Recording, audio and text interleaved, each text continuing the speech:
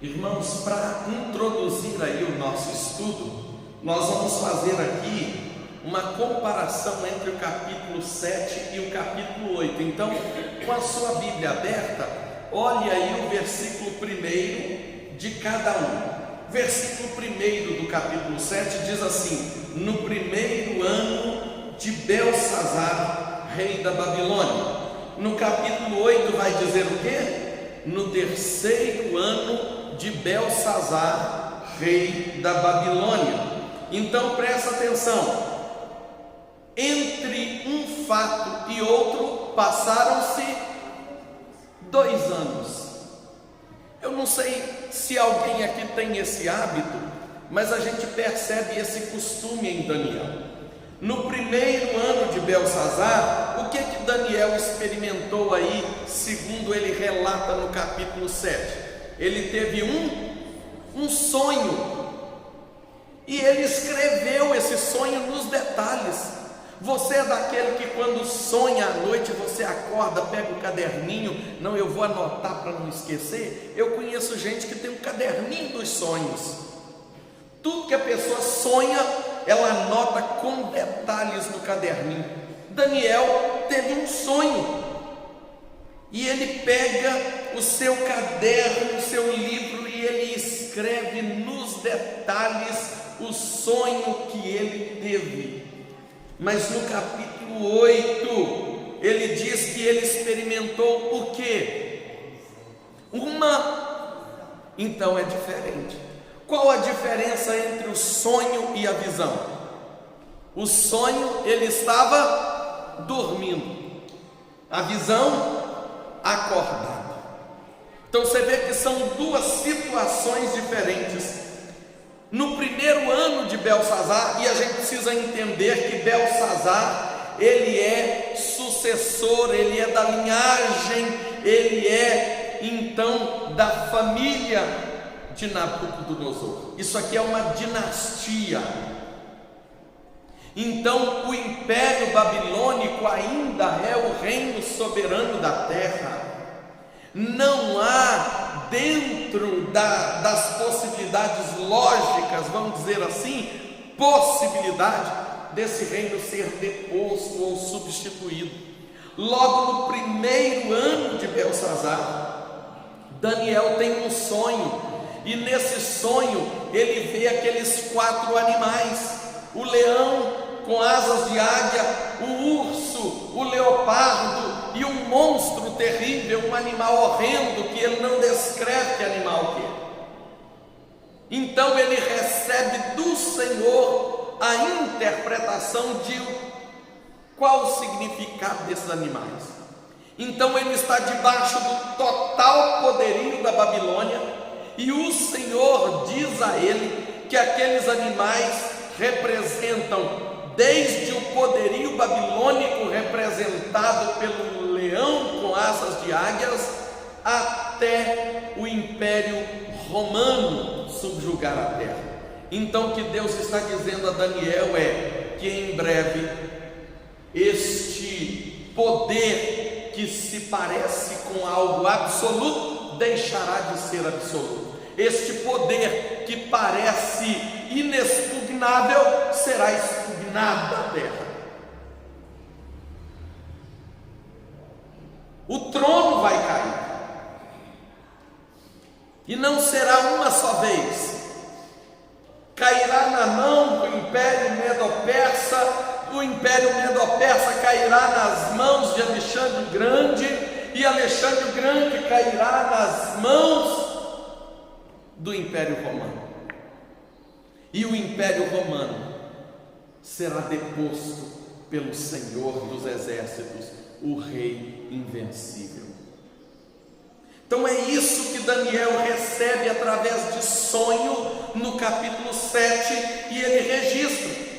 Aí no capítulo 8 ele tem uma visão especial, diferenciada. No capítulo 8 ele é levado, ele é transportado em espírito. Aí ele vai à cidadela de Suzã. Irmãos, cidadela de Suzã não é a Babilônia. A cidadela de Suzã, ela é uma base administrativa do governo da Pérsia. Daniel ainda está debaixo da autoridade do Império Babilônico, mas Deus está levando ele pelo Espírito a um lugar que se tornará em breve parte da Babilônia. E à beira do rio Ulai, lá na cidadela de Suzã, então Daniel tem uma outra visão. Agora já não é o leão, o urso e o leopardo, mas agora ele vê outros animais. Ele vê um carneiro e ele vê um bode. Olha que coisa interessante, já mudou tudo. O carneiro tem 2 chifres. Vou tirar isso aqui, está me incomodando. O carneiro tem 2 chifres. E esses 2 chifres, segundo a interpretação do próprio Senhor, dada a Daniel, são os imperadores Dario e Ciro, do Império Medo-Persa. Então Deus está mostrando a ele que o Império Medo-Persa dominará, ele dará amarradas para o Ocidente, para o Oriente, para o Norte, para o Sul, ou seja, ele conquistará muitas terras, ele será muito poderoso. Desses 2 chifres, um crescerá mais do que o outro. Ciro será mais forte, mais poderoso, conquistará mais do que Dario. Mas com toda a autoridade desse carneiro, um bode se levanta com um chifre notável no meio dos olhos, um chifre exuberante que chama atenção, e esse chifre notável representa Alexandre, o desbravador do Império Grego. Mas o interessante é que esse chifre será cortado, e crescerá no lugar desse chifre 4 chifres que não serão tão notáveis e não serão tão poderosos quanto esse primeiro grande chifre. Aqui o Senhor está dizendo a ele que quando o Império Grego dominar a terra, o imperador Alexandre será cortado, ele morrerá precocemente. Agora, presta atenção aqui no que eu quero te dizer. Nós vamos fazer a aplicação na nossa vida daqui a pouco. Quando Alexandre dominou sobre os domínios da terra, Alexandre promulgou uma decisão. O Império Babilônico foi o império mais glorioso do mundo antigo, com seus jardins suspensos, com suas grandes maravilhas, com suas muralhas fortificadas. Nabucodonosor fez um trabalho estupendo, irmãos, mas essa glória passou, e uma profecia bíblica dizia que o Império Babilônico jamais poderia ser restaurado. A glória daquele império não voltaria a brilhar. Alexandre assume o domínio da Babilônia e de toda a terra. Ele domina sobre tudo numa velocidade terrível, e você vê que esse bode de chifre notável, ele é muito rápido, ele é veloz. E ele então promulga essa decisão de que ele restauraria o Império Babilônico. Ele adoece e morre aos 32 anos de idade. Ele é cortado pelo próprio Deus da face da terra, porque decidiu fazer algo que Deus já havia declarado que não poderia ser feito. Ele decidiu restaurar um domínio que Deus havia decretado que não podia ser restaurado. Quando o homem decide ir contra os decretos de Deus, a sua sentença é fatídica. Quando o homem decide se levantar contra a palavra de Deus, o seu fim será trágico. Quando o homem decide se rebelar contra o Rei dos Reis e Senhor dos Senhores, a sua derrota será precoce. Cuidado com o espírito de rebelião. Cuidado com o coração inflamado. Cuidado com a desobediência às Escrituras, porque Deus não poupa a ninguém que se levanta contra a sua voz, contra a sua autoridade, contra o seu governo, contra a sua soberania. Deus não poupa homem algum. Então, Alexandre, o chifre notável é cortado e 4 chifres crescem no lugar dele. Dizem os historiadores que quando Alexandre adoeceu, e há uma suposta ideia aí de que ele tenha morrido de malária, ele não nomeou um sucessor, ele não tinha herdeiros, então seu domínio ficou na mão dos 4 imperadores que obedeciam a sua voz, os 4 maiores homens da Grécia, que eram Ptolomeu, Seleuco, Lisímaco e Cassandro. Então esses 4 homens dividiram o domínio grego em 4 grandes nações, em 4 grandes impérios, e eles dominaram cada um no seu território, mas esse domínio não foi tão notável quanto o domínio de Alexandre. Quando Daniel tem essa visão, quando ele é transportado a esse lugar, e ele vê aquele carneiro de 2 chifres, aquele bode de chifre notável, ele não entende a visão. Então Gabriel, o anjo do Senhor, é ordenado dar a ele a interpretação da sua visão. E aqui eu quero trazer à sua vida 2 coisas poderosas que esse texto nos ensina.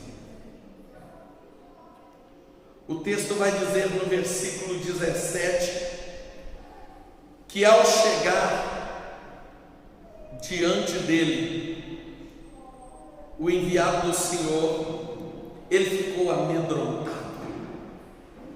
Ele se prostrou com o rosto em terra. O anjo então disse a ele: entende, filho do homem, pois esta visão se refere ao tempo do fim. Ao 18, falava ele comigo quando caí sem sentidos, rosto em terra. Ele, porém, me tocou, me pôs em pé no lugar onde eu me achava. A glória de Deus, quando se manifesta, causa pavor no semblante do homem de Deus. A glória de Deus, quando se manifesta, causa desespero na vida daquele que é servo de Deus. A glória de Deus, quando se manifesta, ela se manifesta levando o homem ao pó. Isaías capítulo 6 é uma descrição maravilhosa dessa situação, quando Isaías diz: no ano da morte do rei Uzias, eu vi o Senhor assentado sobre um alto e sublime trono, e o texto diz que ele entrou em desespero e disse: ai de mim, estou perdido.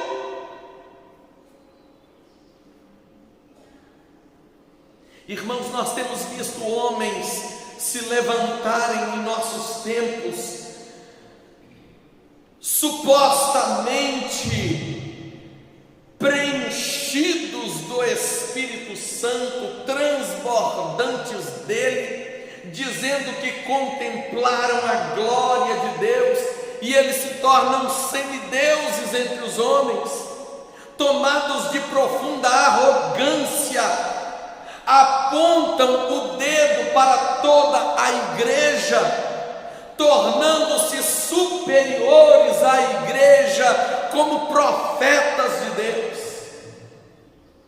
Os profetas pós-modernos querem ser honrados.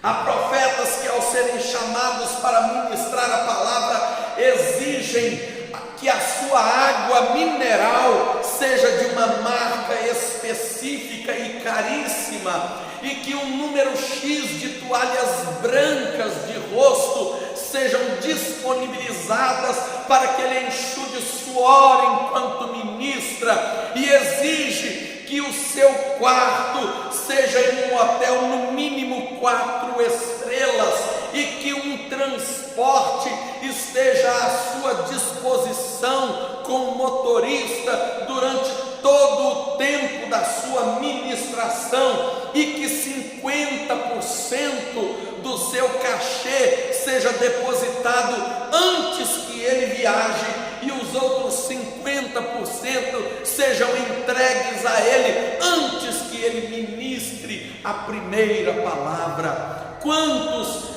ditos profetas de Deus chegaram em eventos onde primeira coisa que eles procuraram: cadê a segunda parte do meu cachê? Não, nós vamos levantar a oferta entre os irmãos. Ah, não tem irmãos? Não, ainda não temos. Então eu estou entrando no meu carro, eu vou pegar o meu avião e eu estou indo de volta para minha casa. E deixam a igreja que os convidou sem um pregador. Esta é a realidade dos profetas de hoje. Os profetas de hoje colocam a sua foto nos outdoors, porque é importante que o seu nome apareça, porque é importante que todos saibam que aquela administração tem o seu nome, tem o seu DNA, tem a sua identidade. Há denominações que não abrem mão dessa ideologia, de que a igreja tal está realizando um evento sob a direção do seu pastor presidente, do seu bispo, do seu apóstolo, homens munidos de arrogância que entendem que o sucesso de seus eventos estão ligados a si, ao seu nome. Olha só, quando Daniel contempla a glória de Deus, ele não põe o seu nome num outdoor, ele não põe um terno caríssimo e se levanta em alta voz diante das multidões. Ele cai prostrado em terra, porque ele percebe a grandeza da glória de Deus.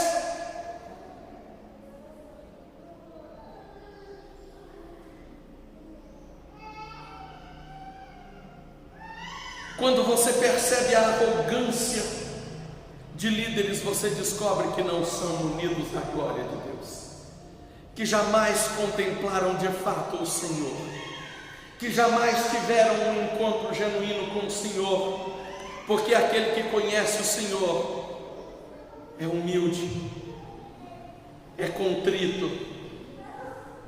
Aquele que tem um encontro com o Senhor não se exalta acima dos povos, pelo contrário,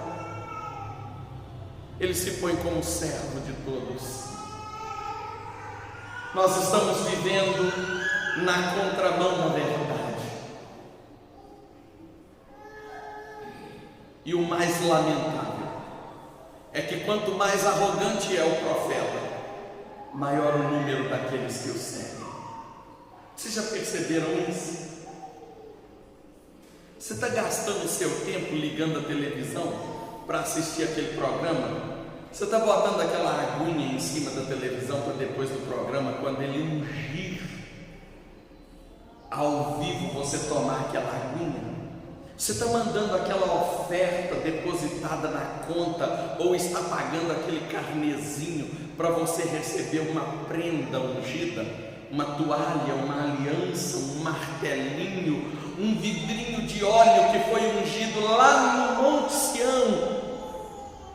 Você está vivendo dessas feitiçarias em nome de Deus? Abre o teu olho em nome do Senhor Jesus. Contempla a verdade. As Escrituras não defendem esse tipo de coisa, pelo contrário. Todas as vezes que você vê um profeta diante da glória de Deus, ele está prostrado, ele está totalmente derrubado. Isaías não disse: coitado de mim, porque vivo com esse povo miserável. A primeira coisa que ele disse: eu estou no meio de um povo de lábios impuros, e o meu lábio é impuro. Ai de mim, estou perdido, porque sou homem de lábios impuros e habito no meio de um povo de impuros lábios. Ou seja, ai de mim, porque eu, antes de apontar o dedo para qualquer um, eu sou pecador. Ai de mim diante da glória de Deus, porque eu sou indigno desta glória. Ai de mim diante da glória de Deus, porque ela me ofuscou. Ai de mim diante da glória de Deus, porque ela é poderosa para me consumir. Ai de mim diante da glória de Deus, porque os meus pecados tiram o brilho do meu rosto. Ai de mim diante da glória de Deus, porque sei que sou pecador miserável. Ai de mim. Antes de apontar o dedo, ele entra em desespero pelo seu próprio pecado. Irmãos, o interessante é que Daniel, nesse texto, vai dizer que depois de ter tido aquela visão, de ter sido confrontado com a glória de Deus, ele voltou para casa doente e não pôde trabalhar por vários dias.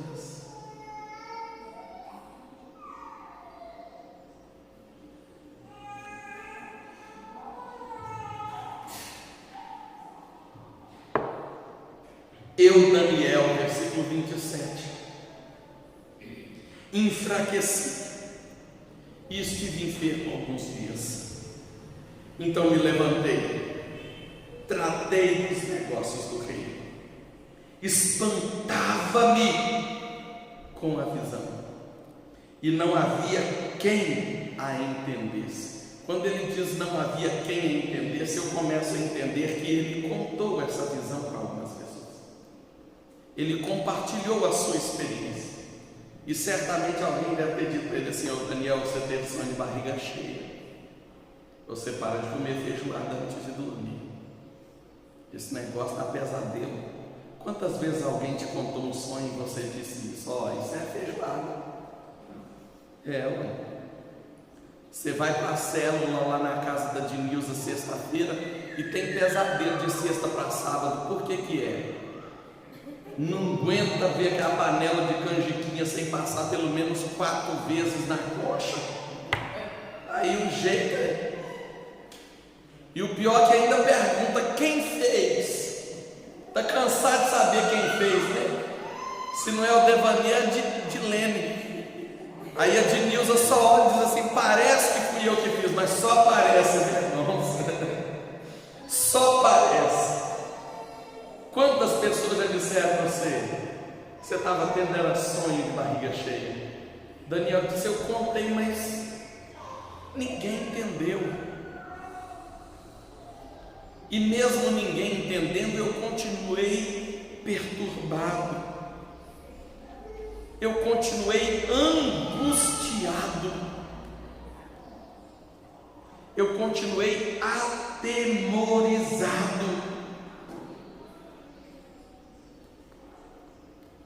Com aquela visão. A glória de Deus causou enfermidade em Daniel.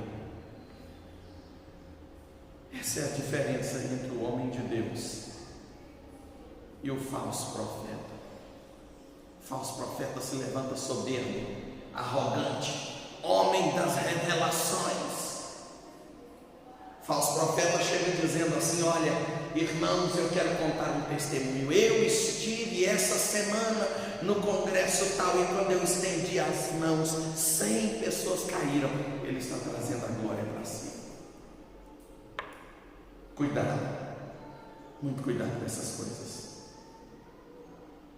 porque o homem de Deus bate no peito com o rosto em pó e diz: tem misericórdia de mim, tem misericórdia de mim.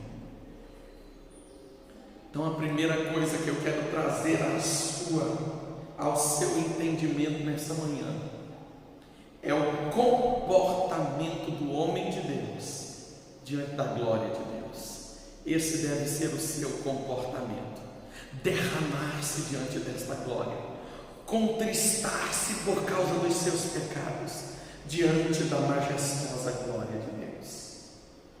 Segunda coisa que eu quero trazer em seu entendimento é que o versículo 17 vai descrever que essa visão refere-se ao tempo do fim. Então eu quero que você entenda o que o texto trata com relação ao tempo do fim. Se nós formos, por exemplo, a Mateus 24, eu quero só trazer à sua memória o que está escrito ali. Em Mateus 24 está ali a grande tribulação, quando ele chama o anticristo de o abominável da desolação, né? O evangelista chama o anticristo dessa forma, e ele vai dizer: ai das que estiverem grávidas, das que amamentarem naqueles dias, orai. Então ele está deixando bem claro ali que quando terminar esse processo, quando o Senhor de fato voltar, a grávida fica e o bebê que está no ventre vai embora. A que está amamentando fica e o bebê que está no seio vai embora, vai para a glória. Está deixando bem claro aqui uma situação de tremendo caos.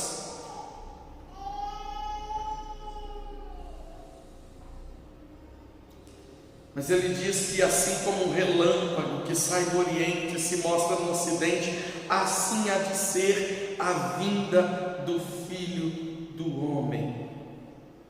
Diz que o sol escurecerá, a lua não dará sua claridade, as estrelas cairão do firmamento, os poderes do céu serão abalados, aparecerá um grande sinal no céu, o Filho do Homem. Todos os povos da terra se lamentarão e verão o Filho do Homem vindo sobre as nuvens do céu com poder e muita glória. Está falando da vinda do Senhor Jesus. Mas o interessante é que ele diz que quando este evangelho do reino for pregado a todos os povos, e será pregado este evangelho do reino por todo o mundo, para testemunho de todas as nações, então virá o fim. E aí Daniel fala assim: essa visão concerne ao tempo do fim. Deixa eu colocar para você aqui, ou tentar colocar numa ordem cronológica para você entender. O tempo do fim será marcado, segundo Daniel 24, por uma grande apostasia. É isso que o texto lá vai dizer. Olha só o que o texto de Daniel vai falar.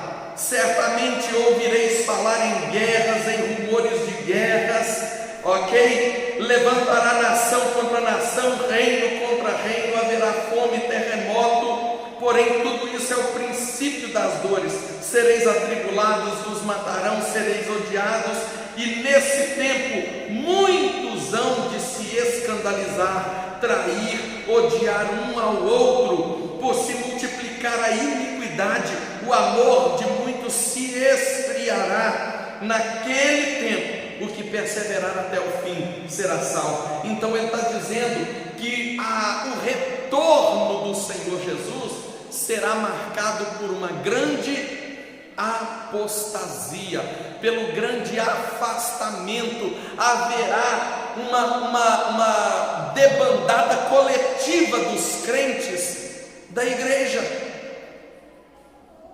Muitas igrejas fecharam suas portas. Muitos que andam em retidão serão objeto de escândalo pela terra. Não suportarão a sã doutrina, diz a palavra de Deus. Então presta atenção. Eu vou chegar onde você ainda tem que ficar em alerta. O retorno do Senhor Jesus será marcado pelo esvaziamento das igrejas. Só o remanescente ficará. Só o remanescente, só aqueles que de fato foram lavados pelo sangue do Cordeiro, foram selados pelo Espírito Santo, suportarão. Então a gente percebe que será um tempo terrivelmente insuportável para a igreja. Mas o retorno de Cristo é precedido pelo levantamento do anticristo, ou o abominável da desolação, como é chamado em Mateus. Como será? O que marcará o levantamento do anticristo? É isso que eu quero que você observe. A grande apostasia, o esvaziamento das igrejas, marca o retorno de Cristo. Mas o que é que marca a vinda do anticristo? Vamos olhar para o texto? Alguém leia em voz alta o versículo 25. Participa em nome do Senhor Jesus.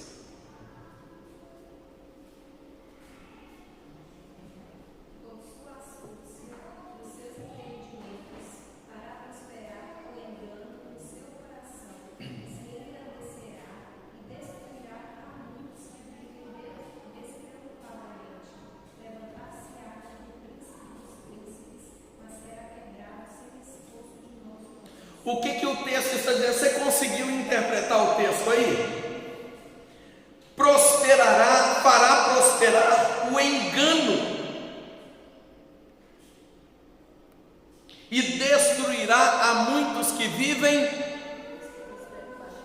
Ei, eu acho que você não está prestando atenção. O que marca o levantamento do anticristo é o ensino de enganos e a destruição daqueles que vivem despreocupadamente. Você está vendo o engano ser pregado abundantemente por aí afora? Você está ou não está? O evangelho coach se levantou com toda a força na mídia, dizendo que você é a menina dos olhos de Deus, você é intocável, você é precioso, você é raridade, você vale mais do que diamante, tudo é possível. Olha, Deus vai te fazer prosperar, Deus vai te dar carro importado, Deus vai te dar casa no centro da cidade, Deus vai te dar um nome em um cartão de visitas e uma foto num outdoor. Esse é o evangelho que está pregando aí. Eles estão transmitindo a você uma mensagem antropocêntrica e muitos estão sendo destruídos por esta pregação. Tem muita gente acreditando nisso e entrando em verdadeiras crises. Nós já estamos vivendo o prenúncio da vinda do anticristo. O evangelho já está sendo manipulado, a verdade das escrituras já está sendo distorcida. A palavra que vem para dividir alma e espírito já não está mais dividindo alma e espírito, mas está enfatizando a glória do homem ao invés de a glória de Deus.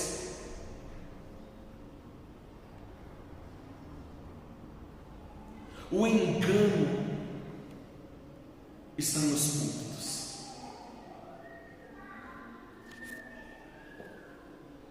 Convidar alguém para pregar na igreja hoje está difícil, irmãos.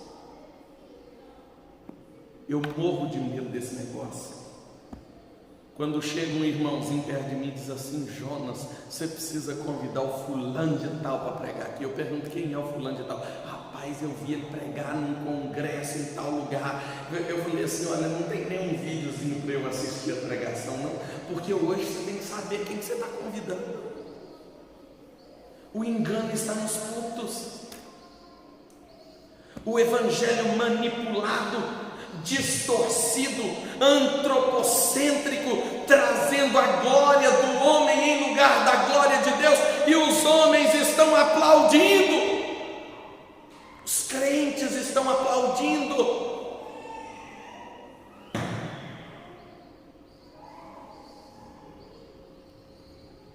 Uma se levanta na televisão para dizer que agosto é o mês do desgosto, porque é o aniversário do capeta.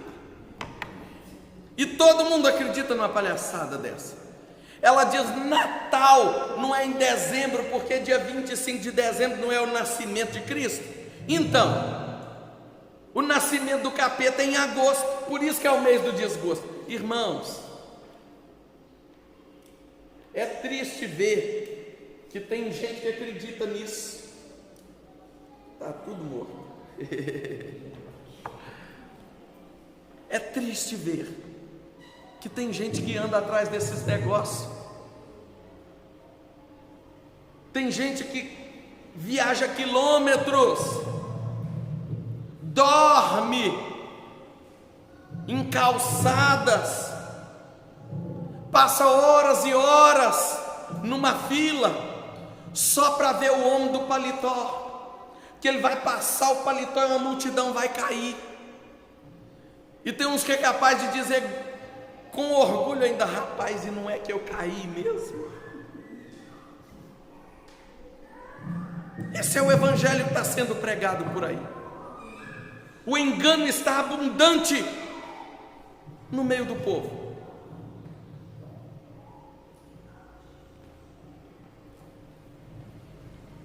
Obrigado, meu irmão.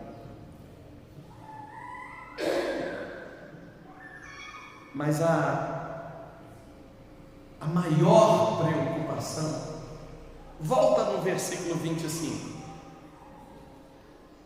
O engano será disseminado para todo lado, né? E destruirá quem? Destruirá quem? Aqueles que vivem. Oi, irmãos, deixa eu te falar uma coisa. Dói mais se você colocar seu nome no lugar desse negócio.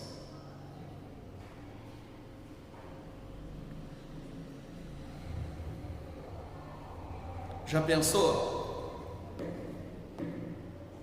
Eu abri Daniel capítulo 8 e li o versículo 25 assim: olha, por sua astúcia nos empreendimentos, presta atenção que o anticristo não é besta.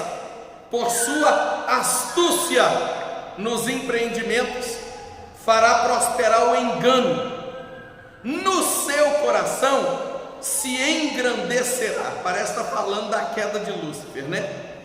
E destruirá a muitos que vivem igual Jonas, e levantar-se-á contra o príncipe dos príncipes, mas será quebrado sem esforço de mãos humanas.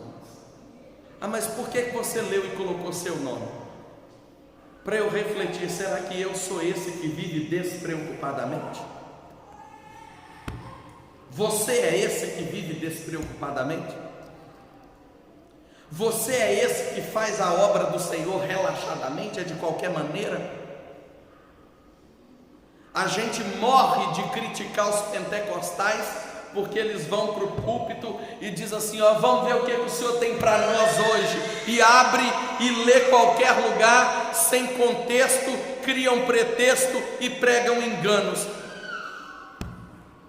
Mas você não consegue pregar o evangelho para o ímpio que tem dentro da sua casa, porque você não lê a Bíblia.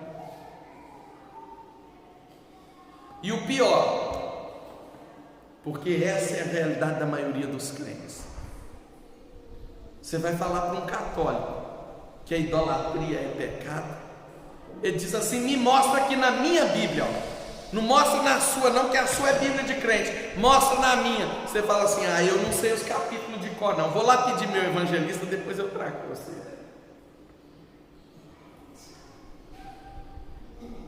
Não é assim que a gente faz?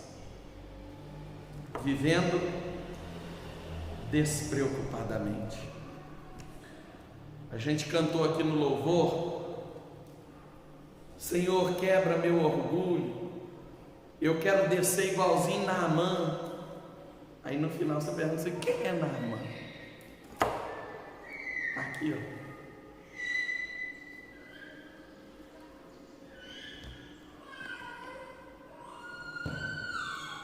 Tem uma canção que eu canto aqui, diz: se atentamente ouvires a voz do Senhor teu Deus e tiveres o cuidado de cumprir todos os teus mandamentos.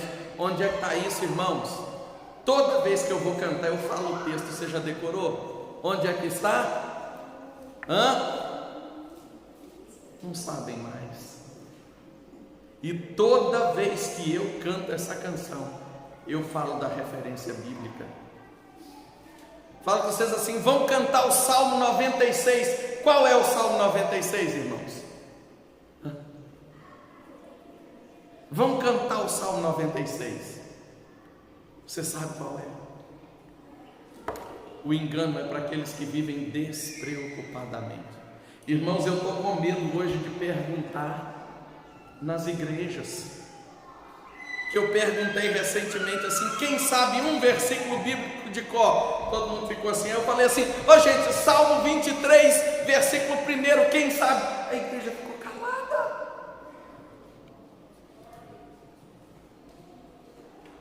Você sabe o Salmo 23, versículo 1?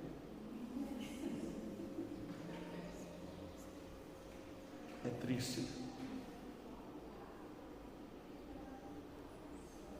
Vivemos despreocupadamente. A igreja está prontinha para ser destruída pelo anticristo. Está prontinha para ser tragada, devorada, porque não examina as escrituras, como diz João 5,39, julgando ter nela a vida eterna, nas escrituras, buscando nela. Irmãos, vamos voltar à palavra de Deus, vamos voltar a ter sede de Deus, vamos buscar mais do Senhor, porque haverão tempos difíceis e nós precisamos estar prontos para esse tempo, para não sermos destruídos pela nossa despreocupação. Que o Senhor tenha misericórdia de nossas vidas. Fique de pé em nome do Senhor Jesus.